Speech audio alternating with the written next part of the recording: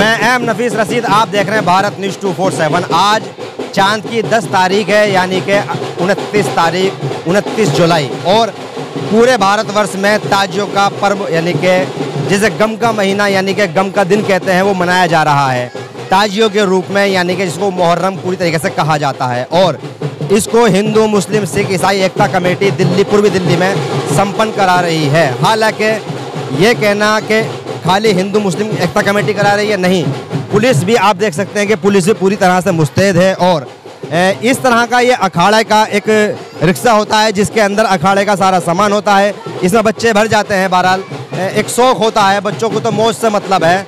बहरहाल ये वो लोग खड़े हैं, ये राशिद हैं जो कि कमेटी मुहर्रम के अखाड़ा प्रबंधक यानी कि, और इसके बाद में रियाजुद्दीन से भी हैं और ये भी पीस कमेटी से यहाँ पर मौजूद हैं। मैं थोड़ी बात करना चाहूँगा इन लोगों से। बहरहाल इससे पहले मैं आपको बता दूं कि ये जो 10 तारीख यानी कि मुहर्रम की आती है, इसमें आखिरी दिन होता है मुहर्रम का। आज सुबह से ताजिया चले हैं, शाम तक होते होते इनको करबला पहुंचा दिया जाएगा और दफन कर दिया जाएगा। इस तरह से ताजियों का जो यानी कि पर्व है वो संपन्न हो जाएगा। इसको दिल्ली नहीं पूरे भारत के अंदर हिंदू मुस्लिम सिख ईसाई एक साथ होकर मनाते हैं और एक गम के पर्व को मनाते हुए संदेश दिया जाता है कि किस तरह से हसन हुसैन ने दीन इस्लाम और इंसानियत को बचाने के लिए अपनी और अपने परिवार की कुर्बानी दी थी। और इसी को पूरा आलम जगत मनाता है और इस संदेश को बार बार हर साल याद किया जाता है कि कोई आने वाली नस्ल भूल ना जाए कि हसन हुसैन ने कुर्बानी क्यों दी थी। और इसी संदर्भ में मैं बात करना चाहूँगा। कहा जाता है कि हसन हुसैन ने कुर्बानी दी थी दीन दुनिया को बचाने के लिए, और किसी तरह से भी खाली एक देश नहीं पूरे आलम के लिए कहा गया था कि भाई अगर हसन हुसैन जैसी हर कोई जंग लड़ ले तो इंसानियत मजबूत होती चली जाती है। और यही कहना भारत के पितामह कहा जाता है और राष्ट्रीय पिता भी कहा जाता है महात्मा गांधी को। उन्होंने कहा था अगर 72 शहीद जैसे शहीद मेरे पास होते तो आज़ादी की जंग कब की जीत गए होते, ये महात्मा गांधी ने कहा था। मैं जानना चाहता हूँ, आप अखाड़े के प्रबंधक हैं, राशिद नाम है आपका? हसन अलवी जानना चाह रहा था कि कितने लोग शामिल हैं आपके अखाड़े में? हमारे अखाड़े में वैसे 100-125 लोग तो हैं और बाकी 15 वॉलंटियर हैं। हम अपना वॉलंटियर सारे बढ़िया बंदे हैं हमारे। इसकी ओर से जो गाइडलाइंस दी गई थी उसको फॉलो कर रहे हैं? बिल्कुल फॉलो कर रहे हैं हम। जो भी तलवार कुछ भी नहीं निकाल रहे। बाकी दिल्ली पुलिस ने भी हमारा बहुत साथ दिया है। ACP साहब DCP साहब सारे वहाँ से साथ हैं। हमारे अखाड़े को देख रहे हैं, कोई दिक्कत नहीं हो रही है। अच्छा। सारा बढ़िया हो रहा है, बिल्कुल सही चल रहा है, शांतिपूर्वक चल रहा है, कोई दिक्कत नहीं है। चलिए रियाजुद्दीन साहब, मैं थोड़ा जानना चाह रहा था कि ये जो अखाड़ा निकल रहा है, अब शुरुआत हुई है 32 ब्लॉक से और 27 से। ये तिल्लोकपुरी का बड़ा संवेदनशील इलाका कहलाया जाता है, व्यवस्था कैसी है सर? देखिएगा, ये सेंसिटिव नहीं कहेंगे इसको अमनो अमान के साथ ये अखाड़ा निकाला जा रहा है। और ताजिए भी यहाँ पर हैं, सभी लोग यहाँ पर, हिंदू भी हैं, मुसलमान भी हैं, सिख भी हैं, ईसाई भी हैं, सभी मिलके हमारे सहयोग दे रहे हैं। और साथ ही अमनो अमान की दुआ भी कराई जा रही है। अखाड़ा निकालने से पहले दुआ भी कराई गई कि हमारा जो है अमनो अमान के साथ आपसी भाईचारे को लेके। कितने वॉलंटियर आप लोग यानी कि कमेटी के मौजूद हैं? हमारे यहाँ पर हिंदू मुस्लिम सिख ईसाई एकता कमेटी के जो वॉलंटियर हैं वो 68 वॉलंटियर हमारे यहाँ पर काम कर रहे हैं। वो लगातार हमारा जो है सिचुएशन पर नज़र रखे हुए हैं, किसी तरीके की कोई अप्रिय घटना ना घटे, इसके लिए हमारे साथ पुलिस का सहयोग भी बराबर चल रहा है। थोड़ा और जानना चाह रहा था कि आप हाथ में लट लेके हैं, पूरा इंतजाम से हैं, क्या व्यवस्था बनी है? व्यवस्था हमारी पूरी है और पूरी पुलिस प्रशासन भी हमारे साथ है। पूरे हमारे वॉलंटियर लगे हुए हैं, 60 के से ज़्यादा वॉलंटियर लगे हुए हैं, आगे पीछे पूरा जुलूस के साथ काम कर रहे हैं और शांतिपूर्वक से हम करबला तक लेकर के जाएंगे। करबला तक लेके जाएंगे। मैंने जैसे कहा कि ये करबला तक ही जाके यानी कि समापन होता है। जितने भी ताजियाँ हैं वो सारे के सारे इकट्ठा होंगे। इसमें बहुत बड़ा इलाका आ जाता है पूर्वी दिल्ली के अंदर, और सारे ताजियों को इकट्ठा करके मयूर विहार की कोटला की जो ईदगाह करबला है उस पर यानी कि दफन कर दिए जाते हैं। बहरहाल बने रहें, खबर बड़ी है। दर्शकों से मेरी अपील है कि खबर छोटी ना देखा करें, बड़ी देखा करें, क्योंकि हो सकता है आपको आखिर तक बहुत कुछ देखने को मिले। बने रहें इसी तरह। मदीना मस्जिद चौक पर हूँ और जैसे कि देख रहे हैं आप, यहाँ पर शरबत का वितरण हो रहा है। ये मोहब्बत का शरबत है भाई, हैं? पर इसी के साथ एक मुहर्रम के दौरान ताजियेदारियों के लिए महत्वपूर्ण दिशा निर्देश यहाँ पर दिए गए हैं, जो कि आप बोर्ड देख रहे हैं। ये दिल्ली पुलिस की ओर से लगाया गया है, यानी कि ईस्ट दिल्ली पुलिस की ओर से। और अक्सर ऐसा होता है। चलिए, कुल मिलाकर यहाँ पर शरबत भी वितरण हो रहा है और ये बोर्ड भी पढ़ने को आसानी से मिल जाएगा। इस तरह की झलकियाँ आपको लगातार देखने को मिलती रहेंगी। ये मदीना मस्जिद चौक है और इस साइड को अब ताजिया इस साइड से भी आएंगे, इस साइड से भी आएंगे। 4 यानी कि चौराया बन जाता है ये, और इस चौराहे पर आकर ताजिया इकट्ठा होते हैं और यहीं से आगे को इस साइड को चलेंगे। ये 32 का इलाका हो जाएगा और इस आगे से घूमकर फिर वालेस रोड पर यानी कि ताजिया पहुंच जाएंगे।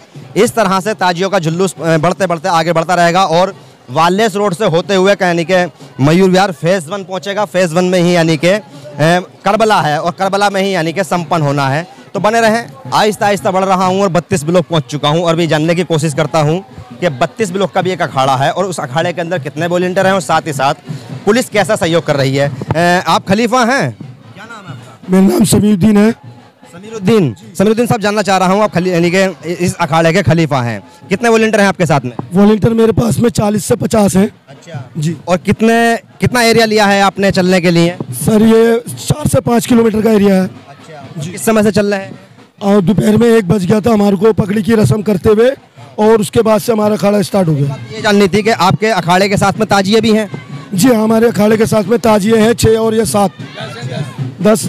थोड़ा और साथ ही साथ जैसे कि पुलिस की गाइडलाइंस थी, सबसे पहले तो मैं जानना चाह रहा हूँ कि पुलिस आपका सहयोग कर रही है? हाँ, पुलिस का प्रशासन मेरे साथ में पूरा सहयोग कर रहा है और उनका बहुत बहुत शुक्रिया, धन्यवाद है। और उन्होंने जो स्टिक करी है मेरे अखाड़े में, मैंने तलवारें वगैरह बिल्कुल बंद कर रखी है और 9 तारीख की उन्होंने बोली आग की बने थी, आग के गोले, हमने उनके साथ में पूरा कोऑपरेट करा और उन्होंने भी हमारे साथ। भाई, आप डीसीपी ऑफिस में मेरे साथ थे और ये वादा कराया जा रहा था कि जिस समय परमिशन दी जाएगी, तो पुलिस खुद कह रही थी, एडिशनल डीसीपी आपके हमारे साथ में मौजूद थे, वो कह रहे थे कि परमिशन जब भी देंगे जब अखाड़े के जो खलीफा यानी कि जो संचालक हैं वो वादा करेंगे कि तलवार, आग के गोले नहीं चलाए जाएंगे। ऐसा हो तो नहीं रहा? नहीं, बिल्कुल नहीं। हम जो हमें गाइडलाइंस दी गई थी हम उसको पूरा सहयोग और कोऑपरेट कर रहे हैं और किसी भी चीज़ से जो गलत चीज़ आ सकती है उन सबको हटा रहे हैं सबको। एक निर्देश और भी है, बोर्ड के ऊपर लिखा है कि अखाड़े के जो जिम्मेदार लोग हैं वो अपने अखाड़े की वीडियो भी बनाएं। आप लोग वीडियो बना रहे हैं? बिल्कुल बिल्कुल, हम लोग क्या भी कर रहे हैं? बिल्कुल, मैं अभी अपनी इस डेली पे जो डीसीपी मैडम है उनको बराबर वीडियो डाल रहा हूँ। हो रही है? बिल्कुल बिल्कुल। मिलाकर ये पुलिस का प्रशासन का जो सहयोग ले रहे हैं और दे रहे हैं, ये अपने आप में एक बड़ी बात है। मैं जिस तरह से आपको दूसरा ब्लॉक दिखा रहा हूँ मयूर विहार तिल्लोकपुरी का, और जिसको कहा जाता है बड़ा संवेदनशील इलाका है, यहाँ पर प्रशासन पूरी तरह से मुस्तैद रहता है। और ख़ास करके जब ऐसे पर्व आते हैं जिसमें जुलूस निकाला जाता है, जैसे रामनवमी हुई या वाल्मीकि जयंती हुई या खास करके अब मुहर्रम निकल रहा है, तो मुहर्रम के ऊपर जो तैयारियाँ पुलिस की हैं वो बड़े स्तर की हैं और साथ ही साथ अमन कमेटी की और ये खुद वॉलंटियर यानी कि अखाड़े के जिम्मेदार लोग इतने एक तरीके से जिम्मेदार होकर काम कर रहे हैं कि कहीं से कहीं तक भी अभी तक मेरे कैमरे में तो मुझे तलवार नज़र आई नहीं है और ना आग के गोले नज़र आए हैं। अब देखना यह है, काफ़ी लंबा समय है जो आगे बढ़ता रहेगा और करबला तक पहुंचते पहुंचते बहुत समय हो जाएगा। अब देखते हैं आगे होता क्या है, बने रहिएगा मेरे साथ। जैसे कि मैं आहिस्ता आहिस्ता बढ़ रहा हूँ, बढ़ते बढ़ते बता भी रहा हूँ और यही जानने की कोशिश कर रहा हूँ कि कब ताजियों के अंदर क्या दिखाया जा रहा है। अब ये है ताजिया, ये ताजिए हैं 32 ब्लॉक में यानी कि आके इकट्ठा हो गए हैं और इसी तरह से मैं आगे बढ़ता हूं और दिखाता हूं आपको कि किस तरह से 1 2 और थोड़ा आगे चलिएगा। तो कुल मिला के इस तरह के ये ताजिए यानी कि मुजस्समे बने हैं ये, और इन लोगों ने बनाए हैं ये आज ही के लिए हैं और ये यहाँ पर संख्या में मुझे 10 नज़र आ रहे हैं। इस तरह से लोग इसमें यानी कि अपनी मन्नतें भी मांगते हैं और एक तरीका होता है कि भाई इन ताजियों को बनाकर यानी कि ये दिखाते हैं, एहसास कराते हैं कि यहाँ पर ये बतासे अगरबत्तियों का भी यानी कि इंतजाम रखते हैं और ये पूरी तरह से यानी कि इसको सजाते हैं और ये एक मुजस्समा बनता है और ये लगातार ज़्यादातर सब पे एक सा ही नज़र आएगा आपको। ये देखिएगा, ये ऐसा ही है और यहाँ पे भी मैं देख रहा हूँ, हटिएगा बेटा ज़रा, हटिएगा, ये भी इस तरह का ही ताजिया है। आप देख सकते हैं अगरबत्ती यहाँ भी है और ये सब, और ये पूरा काफ़ी बड़ा है यानी कि इसको 1 2 3 मंजिल कह सकते हैं। इस तरह से ये भी मुजस्समा यानी कि ताजिया मुजस्समा है कहेंगे इसको, और ये इस तरह से ये भी एक है। देखिएगा ये इसको भी दिखाइएगा।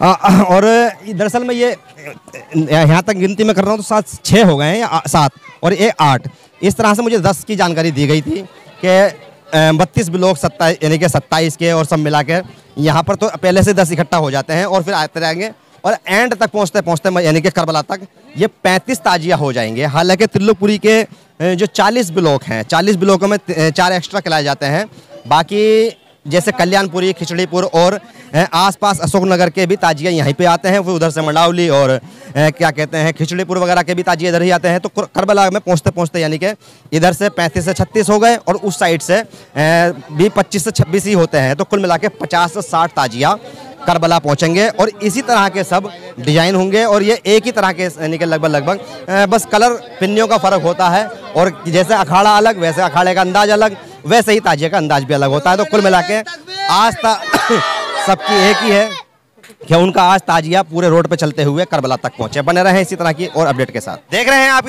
यानी कि इधर से ये अखाड़ा बढ़ते हुए आ रहा है, यानी कि लगभग मैं कह सकता हूँ कि त्रिलोकपुरी का यानी कि जो इलाका है, एक बहुत बड़ा इलाका, वो काफ़ी बड़ा कवर हो चुका है। यानी कि जुलूस घूमे जा रहा है और घूमते घूमते यानी कि 32 ब्लॉक फिर यानी कि पहुंच रहा है। और ये लगभग इधर के पीछे के ब्लॉक थे, चलिए आगे थोड़ा सा, ये पीछे के ब्लॉक थे, ब्लॉक से होता आ रहा है और इतनी संख्या हो चुकी है। अब जैसे जैसे टाइम बढ़ रहा है, मैं आपको यही बताना चाहूँगा, थोड़ा सा उठा कर दिखाइए, मैं यही बताना चाहूँगा आपको कि ये जो संख्या है इसकी गिनती करनी आसान नहीं होती है। और आप देख सकते हैं कि बच्चे के हाथ में यानी कि एक लाठी है और ये जोश है कि किसी तरह से भी हसन हुसैन की याद को आगे ताज़ा किया जाए और बताया जाए कि हम आज मुहर्रम का पर्व मना रहे हैं। हालांकि एक गम का माहौल है, पर मैं विजुअल में आपको ये भी दिखाऊंगा कि किस तरह से बेहुदा नारे भी लग जाते हैं और कहीं ना कहीं ज़्यादा पब्लिक होने की वजह से शोर भी मच जाता है। पर अभी तक कंट्रोल सिचुएशन में है और पूरी तरह से पुलिस और पुलिस मित्र कमेटी जो होती है वो यानी कि जुलूस को लेकर चल रहे हैं। और जो एक तरह का जुलूस का जो रूप होता है वो तो आपको देखने को मिल रहा है। बहरहाल बने रहे। जैसे कि फिर वापस यानी कि मदीना मस्जिद चौराहे पे पहुंच चुका हूँ। यहाँ पर ये जो ताजिए आए हैं, मैं इनसे मालूम करता हूँ कहाँ से आए हैं आप लोग? त्रिलोकपुरी से। त्रिलोकपुरी में कहाँ? कल्याणपुरी में। कल्याणपुरी से, यानी कि कल्याणपुरी 21 ब्लॉक। कल्याणपुरी से कितना ताजिया आए? 3 ताजिया। तो किस समय चले थे आप लोग? हम चले थे 12 बजे करीब। 12 बजे। क्या नाम है आपका? करण। करण। करण। ये करण होके ताजिया उठाते हो? नहीं, हमारे वो दूसरा था, वो हमको पकड़ा के गया। अच्छा। उनकी ताजिया है। यानी कि कुल मिला के कह सकते हैं कि हिंदू मुस्लिम सिख ईसाई सब शामिल होते हैं? सब शामिल। सब होते हैं। आप कब से शामिल होते हो? हम तो बचपन से ही। बचपन से? जब से उठा रहे जब से। अच्छा, चलिए। तो कुल मिला के ये लोग कल्याणपुरी से ताजिया लेके आए हैं और देख रहे हैं काफ़ी यानी कि 3 ताजिया बताए जा रहे हैं। 3 ही ताजिया हैं और उसके पीछे भी अलग ताजिया होंगे, वो आगे पीछे के हो सकते हैं। तो कुल मिलाकर ये इस तरह से हर चौराहे पर त्रिलोकपुरी के इकट्ठा हो रहे हैं और एक साथ में ज्वाइंट हो जाते हैं। यानी कि बहुत सारे ब्लॉक के ताजियाँ अलग अलग हैं। जैसे मैंने बताया था आपको कि मुझे जो जानकारी मिली है वो 25 ताजियों की जानकारी मिली है और पूरे पूर्वी दिल्ली के अंदर कम से कम 50 से 60 ताजियों की, यानी कि अलग अलग मोहल्ले का, यूँ कहा जाए तो बेहतर रहेगा कि हर मोहल्ले का एक ताजिया होता है और उस ताजिए को इकट्ठा होकर पूरे मोहल्ले के लोग चलते हैं और सब जगह लेकर घूमते हुए करबला पहुंचते हैं। तो जैसे कि आप देख रहे हैं कि ये मैं छोटी छोटी चीज़ ले लेता हूं कभी कभी, अक्सर ये कूड़े का डब्बा है और देखिएगा ये लड़का कूड़ा उठा रहा है, ये लोग सफाई कर रहे हैं। यानी कि जो मोहब्बत का शरबत जुलूसों में बांटा जाता है और उसके बाद में जो जुलूसों के अंदर गंदगी हो जाती है, कूड़ा हो जाता है, उसको ये लोग सफाई कर रहे हैं। मैं देख मालूम कर लेता हूँ भाई, सफाई करने को किसी ने बोला या खुद से मन में आ गई? अपने आप। क्या नाम है? समीर। मन में क्या आई? ये फर्ज है हमारा। फर्ज हमारा। फर्ज है ये करना। देखिए ये छोटी छोटी बातें जो होती हैं ना, ये बच्चों को मालूम होनी चाहिए कि क्यों है फर्ज सफाई का। भाई जुलूस है, मोहब्बत का शरबत बटा, पानी बटा, और अगर सबसे बड़ी बात यह है कि चलिए जब गंदगी हो गई है तो उसको कैसे समेटा जाए। तो ताजियों में ये चीज़ देखने को मिली है कि 32 की मदीना मस्जिद के चौराहे पर यानी कि एक ड्रम रख दिया गया और कूड़ा उठा के उसमें डालना, यानी गिलास हुए, जितने गिलास फालतू हुए हैं कूड़ा हुआ उनको सबको डाल दिया जाए। लगातार देख रहे हैं आप, इस समय पहुँच चुका हूँ दरगाह हजरत काले खां रहमतुल्लाह अलैह की, और यहाँ पर भी मयूर विहार के अंदर यानी कि मुहर्रम के दिनों के अंदर या ख़ास करके मुहर्रम के दिन ही बड़ा जुलूस देखने को मिलता है, बड़ा मजमा देखने को मिलता है। आप देख रहे हैं विजुअल के अंदर कि किस तरह से हज़ारों की संख्या में यहाँ पर लोग पहुँच चुके हैं और वो ज़ियारत कर रहे हैं दरगाह के साथ साथ ताजियों की भी। और देख रहे हैं कि भाई किस तरह से लोग ये बैठे हैं और दरगाह अंदर है और मैं ये दिखा रहा हूँ, ये सारी पब्लिक दिखाइएगा कि किस तरह से ये पब्लिक है। और यह ताजियाँ हैं, ये ताजियाँ यहाँ से भी करबला ही पहुँचेंगे, जो कि मैं दिखा रहा हूँ लगातार कंटिन्यू। अब आप आगे करबला भी देखेंगे। बहरहाल कहने का मकसद यही है कि मयूर विहार पूर्वी दिल्ली के अंदर ये बहुत बड़ा इलाका है और इस इलाके के अंदर ये जो 3-4 चीज़ें हैं, जैसे कि यहाँ पर एक ईदगाह है, ईदगाह के साथ में ही कब्रिस्तान है, कब्रिस्तान के बराबर में ही यानी कि दरगाह है, दरगाह के बराबर में ही करबला है और एक मदरसा है।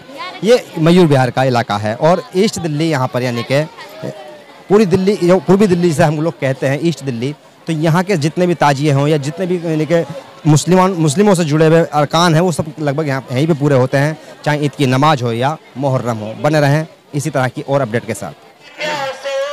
करबला का जो मंजर है वो समझना कितना लोग समझते हैं कि आसान है, मैं समझता हूँ नहीं है। इसको समझने के लिए थोड़ा सा समय देना पड़ता है। और आप जैसे शुरू से लेकर अब तक बने हुए हैं मेरे साथ में, तो अब थोड़ा सा ये भी जान लें कि करबला का असल जो मंजर है वो क्या है। मैं एक एक करके सब कुछ दिखाऊंगा आपको।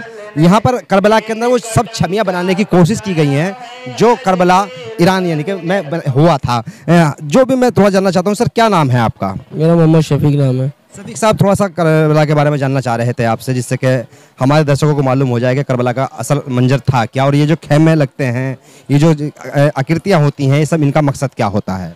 ये एक उनकी याद मनाई जाती है, उनकी छवि बनाई जाती है। बाकी करबला का पूरा मंजर तो कोई भी इतने चंद लम्हों में बयान कर ही नहीं सकता। मुनासिब सा दीजिए। मुनासिब सा तो ये था कि मतलब एक यजीद नाम का बदमाश था, बदबख्त था। उसके जो वालिद गिरामी थे बड़े नेक थे। उनका नाम था अमीर माविया, साहबी रसूल भी रह चुके थे।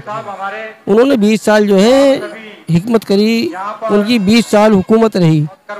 जब उनका इंतकाल हुआ उसके बाद जो है यजीद ने एक ऐलान किया कि दौरे खिलाफत का बादशाह मैं रहूँगा। तो जो कि सरकार हजरत इमाम हुसैन को नागवारा गुजरा और सरकार इमाम हुसैन ने उसको उसकी खिलाफत को मंजूर करने से मना कर दिया। बस यहाँ से जो है मंजर बिगड़ता चला गया। बनाया गया है खेमा सरकार हजरत इमाम हुसैन का। जैसे सरकार हजरत इमाम हुसैन ने शोदाए करबला के अंदर खेमा लगाया था, तो सेम उसी का ही मंजर बनाया गया है। और ऐसे खेमे में आप रुके थे, शहीद होने के बाद इन खेमों में आग लगा दी गई। हजरत आपके ये छोटे शहजादे थे, सबसे नन्हे शहजादे हजरत इमाम अली असगर, उनको 3 दिन बिना पानी के रखा गया। पानी मांगा तो उनके हलक में बरछा मारा। वो खेमा हजरत हुर, जो एक बहुत बहादुर सपे सिलार थे, यजीद के, आए थे हजरत इमाम हुसैन के पास कत्ल करने के लिए। लेकिन इमाम हुसैन का जब कुतबा सुना तो आपकी तरफ माइल हो गए और आपके हाथों में बैत कर ली और आपसे माफ़ी मांगी कि या हुसैन मैं आपके साथ हूँ। और इमाम हुसैन की तरफ ही आगे सारा लश्कर छोड़ के सरकार इमाम हुसैन की खिदमत में अपनी जान गंवा दी। ये जनाब हूर का खेमा है। सरकार हजरत इमाम हुसैन के दोस्त का जो बचपन से साथ में रहे, हबीब इब्ने मुजाहिर, सरकार इमाम हुसैन को इन्होंने भी आगे नहीं जाने दिया। पहले इन्होंने भी अपनी जान कुर्बान करी, राहे रिल्ला में शहीद हो गए। हुसैन की सभी है, सरकार इमाम हुसैन के जनाजे की तरह सभी बना रखी है उनकी याद में।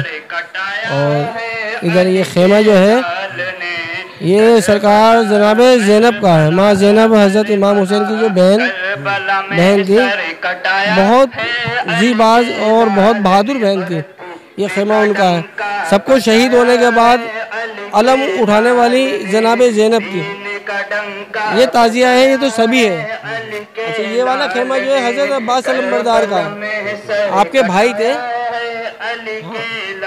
अब्बास अलमबरदार, बहुत बहादुर भाई थे। ये पानी लेने के लिए गए थे नहर फरात पे, तो उनके दोनों हाथ काट दिए गए थे। आपने अपने दांतों के से मशक को पकड़ लिया, फिर एक तीर जो ऐसा लगा आके आपकी आंखों के अंदर, आंख से सर में बेवस्त हो गया। उस तीर के सबब आप नीचे गिर गए। एक जालिम आया, उनने जो है मशक जो टंगा था पानी का पेट में, उस पर तीर मारा तो मशक से भी पानी चला गया। तो जैसे मैंने कहा शुरू में ही कि आसान नहीं है करबलाए मंजर को समझना। इसी तरह की मैं और भी थोड़ी सी जानकारी लेने की कोशिश करता हूँ। मौजूद हूँ करबला के अंदर, आप बने रहें मेरे साथ। ताजिया अब करबला के अंदर आ चुके हैं। बहरहाल हम लगातार यही सब चीज़ें दिखाने की कोशिश कर रहे हैं कि किस तरह से मुहर्रम पर क्या होता है। और ये जो पुलिस मित्रा कमेटी होती है, मैं इनको तो लगातार देख ही रहा हूँ। बिलाल साहब, मैं देख रहा हूँ लगातार आप यानी कि भाई एक तरह से खिदमत कर रहे हैं, खिदमत खल्क है ये। कहाँ से कहाँ तक का सफ़र किया? देखिए, अभी हम पहले गाजीपुर थाने में जो मुल्ला कॉलोनी में एक अखाड़ा और ताज़िया निकला था, उसको निकलवाने के बाद फिर रियाजुद्दीन भाई ने जैसा हमें आदेश दिया कि यहाँ पे थोड़ा भीड़ ज़्यादा हो रही है तो यहाँ पे लोगों को मतलब काम करना है और यहाँ पे सेवा करनी है, तो उसके बाद हम यहाँ पर आ गए। फिर आप लोगों की बात मानते भी हैं लोग? नहीं, बिल्कुल मानते हैं। हम प्यार मोहब्बत से बात करते हैं तो बात मानते भी हैं और समझते भी हैं, पूरा मानते हैं। बहुत बड़ा मजमा होता है, ताजियों का हो या और भी कोई भी पर्व हो, अब तो ताजिए चल रहे हैं आज, तो इतनी भीड़ को कैसे कंट्रोल किया जाता है? मैं थोड़ा ये जानना चाह रहा था। और देखिए, हम किसी को कहते हैं तो किसी को हाथ जोड़ के भी कहते हैं, किसी को ऐसे करके भी कह देते हैं, तो लोग बात मान लेते हैं। सबसे बेहतर तरीका यही है? जी हाँ, बिल्कुल हाथ जोड़ के, भाई साहब थोड़ा सा देखो भीड़ हो रही है, आप साइड हो जाइए, थोड़ा बात मानिए, प्रशासन की मदद करिए। और दिल्ली पुलिस और प्रशासन हमारे लिए इतना कर रहा है तो हम उनका सहयोग करें, ये हम कहते हैं तो लोग मान जाते हैं। चलिए जी, बहुत बहुत शुक्रिया बात करने के लिए। तो ये एक बहुत बड़े मजमे को संभालना आसान नहीं होता है। तो कुल मिलाकर मैं तो यही कहूँगा कि जिस तरह से पूरा आज का जो एक तरह का एक आयोजन ही कह लो इसको, क्योंकि जितना बड़ा ये पर्व यानी कि बन जाता है पब्लिक की वजह से, शायद इसको संभालना खाली पुलिस की बस की बात नहीं है, अगर इस तरह के लोग पुलिस के सहयोगी ना बने। काफ़ी सब्र किया आपने और बने रहे आखिर तक। अब खबर का वो दौर आ गया है जो मैं दिखाने जा रहा हूँ, आपको बताने जा रहा हूँ कि पूरे लगातार आपको देखने के बाद ये महसूस हो गया होगा कि करबला तक आना कितना लंबा सफ़र तय किया जाता है ताजियों को, और बाकी उन लोगों को भी जो अखाड़े निकालते हैं और जो जायरीन होते हैं। ताजियों का सफ़र बहुत लंबा शुरू होता है, यानी कि यूँ कहा जाए कि ज़ोहर की नमाज के बाद में शुरू होते हैं, और ज़ोहर की नमाज के बाद में यानी कि जैसे जैसे आगे बढ़ते चले जाते हैं नमाज़ों का दौर भी शुरू हो जाता है और करबला पहुंचते हैं। करबला ये मैं आपको दिखा ही चुका हूँ पूरी तरह से। अब ये वो जगह है जहाँ पर कमेटी मिलती है जो यानी कि खास करके कहा जाए जो करबला की कमेटी होती है। करबला में आने वाले सभी लोगों को जानकारियाँ दी जाती हैं कि कौन सा अरकान कब पूरा करना होता है, और इसी के साथ ये जो कमेटी का जो जिम्मेदारी होती है ये भी एक बहुत बड़ी होती है कि इसमें हज़ारों की जो भीड़ आती है उसको संभालना भी होता है। अब मैं थोड़ी सी बात करना चाहूँगा जो सदर हैं कमेटी के, सीधे उनसे बैठे हैं और थोड़ा ये जानना यही था कि कैसा रहा आज का यानी कि थोड़ा यहाँ का दौर। सर, जानना ये चाह रहा था कि आप सदर हैं क्या कहते हैं करबला के, और कमेटी के सदर की एक बहुत बड़ी जिम्मेदारी होती है। आज का दिन कैसा रहा? प्रशासन ने कैसा सहयोग किया? ताजिए संपूर्ण जो हो रहे हैं इस सुख शांति के साथ हुए या नहीं?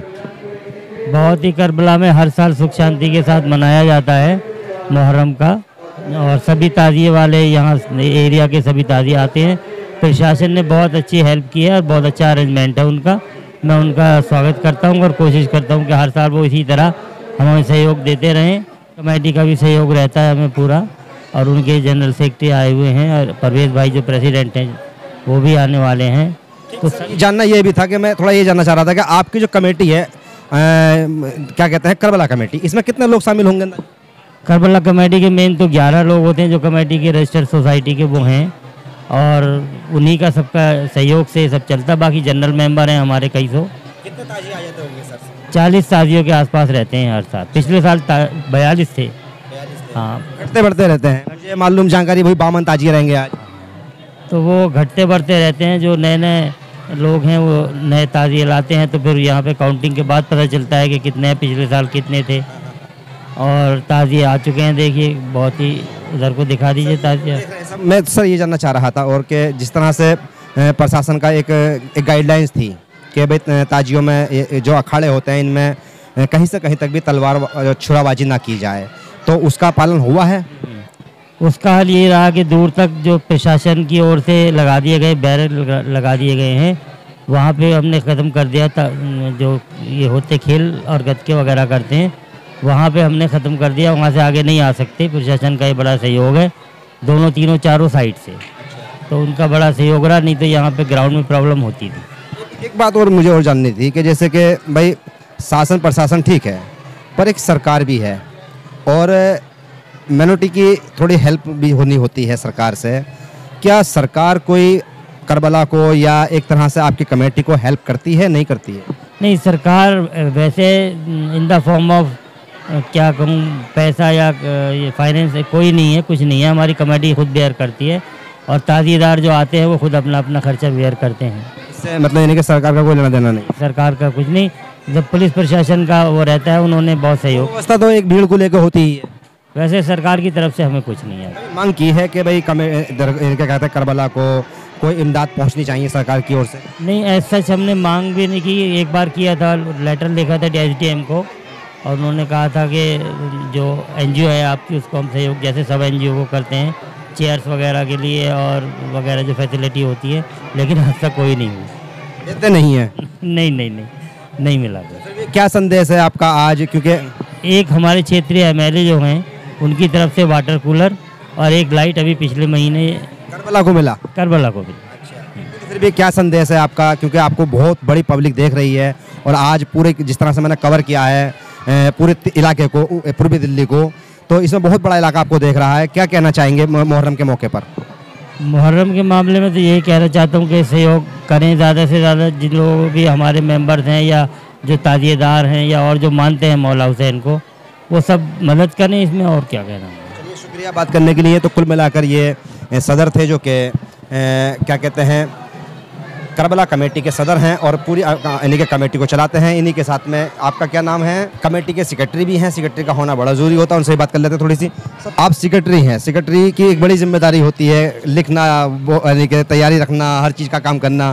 सर ये जानना चाह रहा था, कब से सेक्रेटरी हैं आप?